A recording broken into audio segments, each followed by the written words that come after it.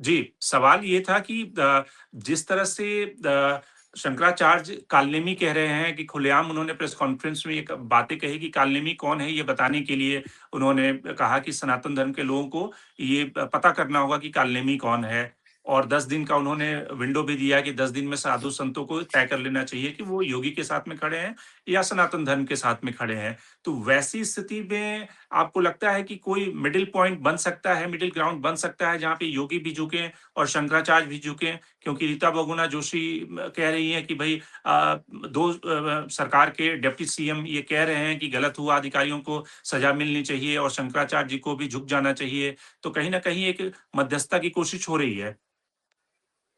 देखिए ये वैसे भारतीय जनता पार्टी के लिए अगर देखें तो शंकराचार्य जी का जो मुद्दा है, ये एक तरह से और विशेषकर योगी जी के नेतृत्व के लिए भी एक एम्बैरेसिंग पोजीशन उनके सामने लाता है। एम्बैरेसिंग पोजीशन इस रूप में कि एक तरफ जो है भारतीय पार्टी सनातन धर्म की बात करती है, हिंदू हितों की बात करती है।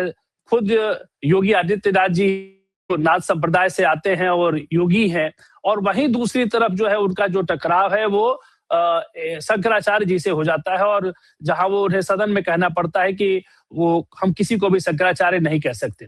तो ये एक अलग विवाद का मुद्दा बनता है। दूसरी एक एम्बैरेसिंग पोजीशन लाता है पार्टी के लिए कि उनको खुद के अपने जो कोर वोटर्स है और सपोर्टर्स है उनके साथी जो है और उनका जो नेतृत्व, धार्मिक नेतृत्व है, और एक दूसरा धार्मिक कम रिलीजियस कम पॉलिटिकल जो नेतृत्व है, उसके बीच में टकराहट देखने को मिलती है।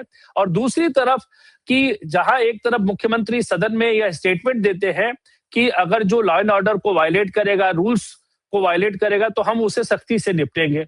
और यानी कि पुलिस के वो एक्शन को कहीं ना कहीं मुख्यमंत्री डिफेंड कर रहे हैं, और करना भी चाहिए। लेकिन दूसरी तरफ उन्हीं के दो डिप्टी सीएम ब्रजेश पाठक जी ने उसे महापाप कहा, और उसके बाद आज उनका स्टेटमेंट था, क्योंकि शंकराचार्य जी ने कहा कि पुलिस ने, जिन पुलिस वालों ने यह कार्रवाई की थी, उनके खिलाफ कुछ भी नहीं हुआ। और आज ब्रजेश पाठक जी का स्टेटमेंट आया कि नहीं, उनके खिलाफ कार्रवाई की जाएगी। तो ये एक कहीं ना कहीं एक जो टॉप जो नेतृत्व है, शीर्ष नेतृत्व है प्रदेश में, मुख्यमंत्री और उप मुख्यमंत्री, उनके ही स्टेटमेंट्स में एक कॉन्ट्रडिक्शंस को शो करता है। तो मुझे ऐसा लगता है कि इस तरह की स्थिति बहुत ज्यादा भारतीय जनता पार्टी एक अनुशासन वाली पार्टी जानी जाती है, और इस तरह की परिस्थितियां उसके सामने आम आती नहीं है। तो इस तरह की जो चीजें हो रही हैं इस तरह से, और विशेषकर कहीं ना कहीं एक ब्राह्मण वोटर जो है भारतीय जनता पार्टी का, वो उससे अलग अलग मुद्दों पर वो नाराज भी है। यूजीसी का एक मुद्दा उसके सामने आ गया, ये शंकराचार्य जी का जो विवाद है। तो ये एक जितना जल्दी भारतीय जनता पार्टी इसका समाधान ढूंढ लेगी, उसके लिए उतना ही बेनिफिशियल होगा।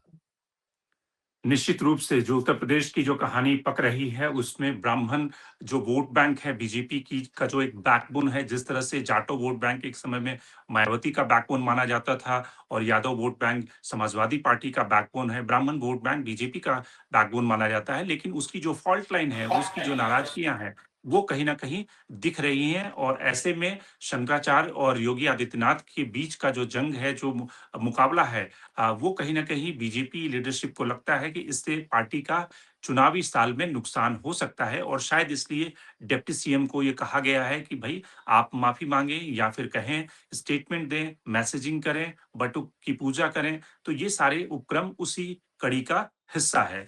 सवाल ये है कि योगी आदित्यनाथ आगे आने वाले दिनों में झुकेंगे या शंकराचार्य को झुकना पड़ेगा?